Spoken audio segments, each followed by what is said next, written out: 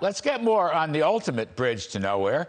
Joining us now is economist Steve Moore, my brother, who has campaigned against earmarks for many years, and so do his groups.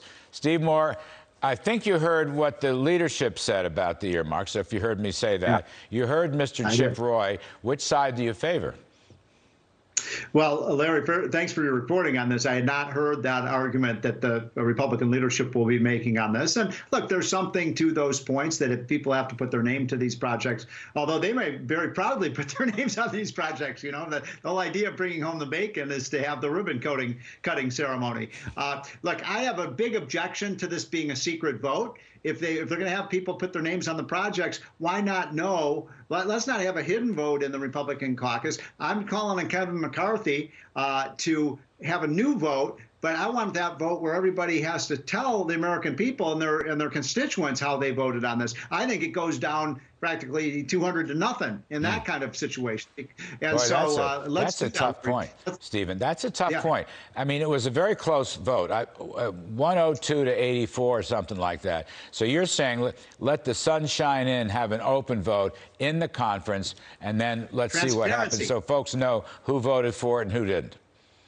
Transparency, yeah. And look, the reason I've objected to earmarks over the years, and I know you have too, and Tom Coburn, one of the great senators of all time, you know, led the crusade against these. Remember that, Larry? And, you know, he died a couple of years ago. But he used to call, remember this? He used to call earmarks the gateway, the drug gateway to all of these other big spending bills. And he was right. How do members of Congress get those last few votes to pass these multi-trillion-dollar spending bills? They dole out the earmarks. You know that. That was the standard practice in the 70s and 80s and 90s. And I also remember, Larry, in 2010, when Republicans took back the House, the Tea Party movement, the anti-big government party, almost all of those candidates ran against earmarks. This was a hallmark of the Republican Party. I feel like they're breaking promises. You're absolutely right. I mean, it's kind of like it's a culture of spending.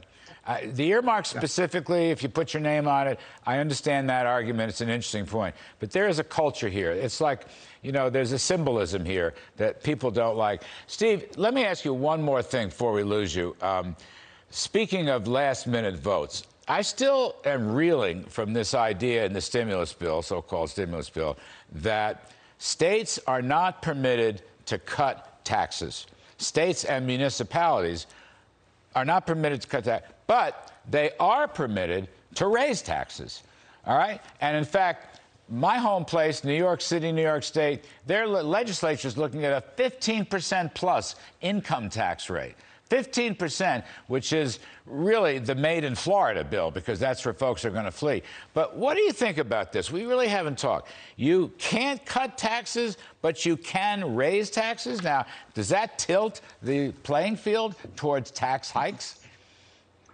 Well, look, why is it that Florida and Texas and Tennessee and you know, those kinds of states are booming, and you have Florida and California and Illinois in so much trouble? There's a lot of reasons, but one big reason is economic development is happening in states with no income tax, like Texas and Florida, Tennessee. And so if this is an economic development bill meant to stimulate the economy, Larry, what better thing can states do to stimulate their economies than lower their taxes and lower their taxes on their businesses and their workers? I mean, you've written about this your whole career. So yes, it's an unlevel playing field. You mean these states can raise their taxes, but they can't cut them. Now, the good news on this, Larry, is there are now, I believe, 21 or 22 Republican state attorney generals who are suing the Biden administration over this and saying it is. And by the way, I believe this is a complete violation of the system of federalism, which is a bulwark of our country. To have the federal government intervene on state fiscal policy, it's a true outrage. One more, Steve. I'm going to play a sound for you. President Biden said a lot of things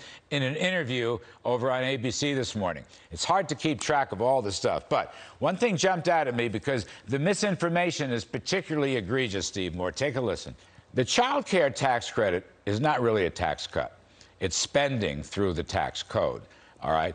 And there are no work requirements on any of these things, additional tax credits, EITC, dependent children. I mean, this is a ballooning of the welfare state. But it's interesting to me that President Biden equates tax rates coming down for businesses, large and small, for example, and then these tax credits with no work requirements. That just tells me he's getting bad briefings. He's getting bad economic policies here. What you think? Well, I'm offended by his line that only rich people benefited from that Trump tax cut, which you had such a big hand in, Larry. I mean, you look at the data, and it's so clear. And the lowest poverty rate, lowest unemployment rate in 50 years as a result of that.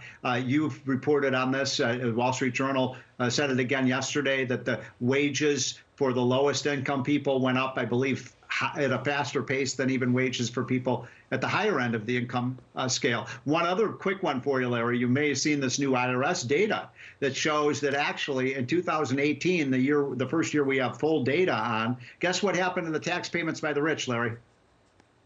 Probably went up. They went up.